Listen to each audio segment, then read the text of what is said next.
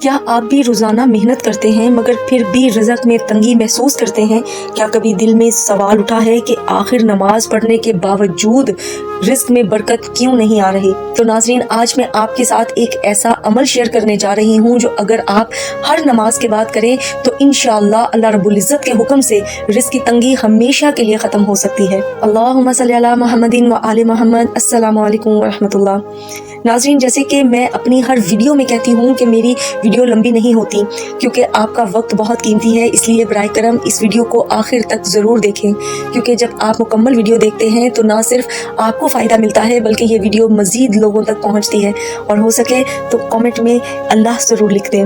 ناظرین، اللہ تعالیٰ نے قرآن و سنت میں بے شمار ایسی دعائیں اور اذکار رکھے ہیں جو رزق میں کشادگی اور برکت کا ذریعہ بنتے ہیں۔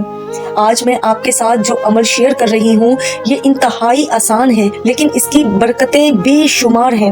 بس ہر نماز کے بعد آپ نے ایک مخصوص ذکر پڑھنا ہے۔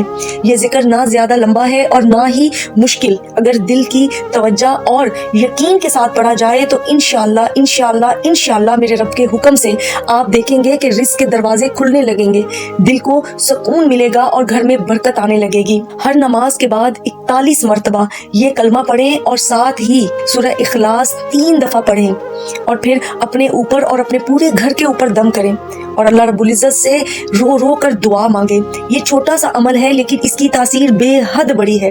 انشاءاللہ اللہ رب العزت آپ کے رزق میں کشادگی، گھر میں سکون اور زندگی میں برکت عطا فرمائیں گے۔ ناظرین، یہ عمل روزانہ ہر نماز کے بعد کریں اور سب سے بڑھ کر اس کے ساتھ شکر گزاری کو اپنی عادت بنا لیں۔ یاد رکھیں، شکر گزار بندے پر اللہ اپنی نعمتیں اور زیادہ بڑھا دیتا ہے۔ اللہ ہم سب کو اس عمل کرنے کی توفیق عطا فرمائے، آمین یا رب العالمین۔ دعا میں یاد رکھے گا اور اس ویڈیو کو لائک ضرور کر دیجیے گا۔